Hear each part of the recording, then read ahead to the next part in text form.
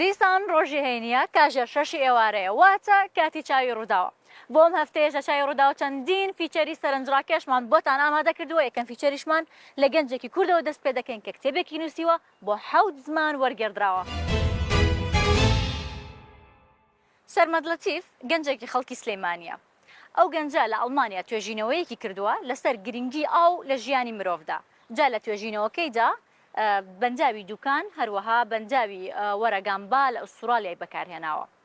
لە توێژینەوەکەدا لە ڕێگەی ژیری دەستکرد باس لەوە ئاکات لە داهاتوودا چەند ئاو دێتە نێو بەنداوی دوکان. بەڵام پێشبینیەکان هیچ باش نین.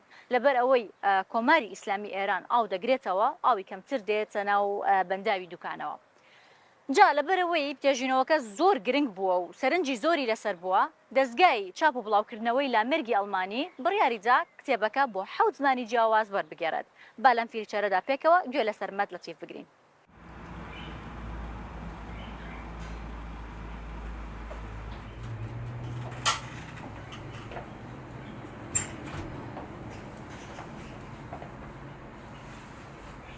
Lambert Academic Publishing ناوەندی چاپ و بڵاوکراوی لامبرت لە وڵاتی ئەڵمانیایە.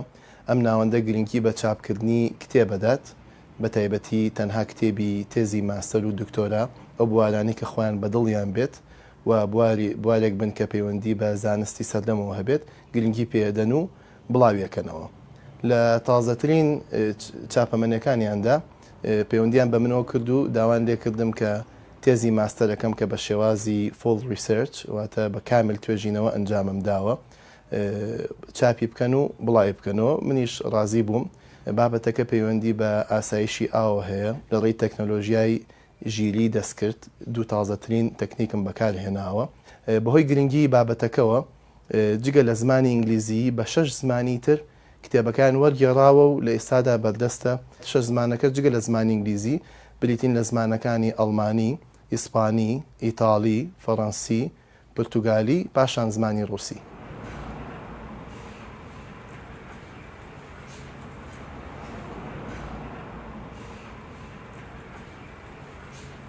لەم کتێبەدا من کارم لەسەر دوو بەنداو کردووە لە وڵاتی ئوسترالیا و هەرێمی کوردستان. بەنداوەکەی وڵاتی ئوسترالیا بەندای وەرەگامبایە لە شاری سیدنی کە سەرەکیترین بەنداوە لەو شارەدا، هەروەها بەنداوەکەی هەرێمی کوردستانیش بەندای دوکانەکە سەرەکیترین بەنداوە لە هەرێمی کوردستان. بۆ ئەم دوو بەنداوم هەڵبژات لە کاتی دراسی ماستەرەکەمدا. لەبەرەوەی بەنداوی وەرەگامبا لە شاری سیدنی وڵاتی ئوسترالیا، شاری سیدنی 11 بەنداوی سەرکیان هەیە، سەرەکیترینیان بەنداوی وەرەگامبایە. ئەم بەنداوە زیاتر لە 2.65 میلیارد مەتر سێجا توانای گلدانەوەی ئاوی هەیە. زیاتر لە 180 هەموو دانیشتوانی سیدنی لەڕێی ئەم بەنداوەوە ئاوی خواردنەوە پێداویستی ڕۆژانەیان دابین دەکەن. بەندای دوکانیشم لە هەرێمی کوردستان هەڵبژات لە بەرەوەی سەرەکیترین بەنداوە لە هەرێمی کوردستانی ئێمەدا توانای گلدانەوەی نزیکەی 7 میلیارد مەتر سێجا ئاوی هەیە. جا لەبەرەوەی کە بەندای دوکانیش سەرەکیترین بەنداوە لە هەرێمی کوردستانە توانای گلدانەوەی زۆرترین ئاوی هەیە بە بەراورد بە بەنداوەکانی تر. پێم خۆش بوو کە ئەم بەنداوەش هەڵبژێرم وەکو سەرەکیترین بەنداوی هەرێمی کوردستان، هەروەک چۆن بەنداوەکەی شاری سیدنیش سەرەکیترین بەنداوی ئەو شارەیە.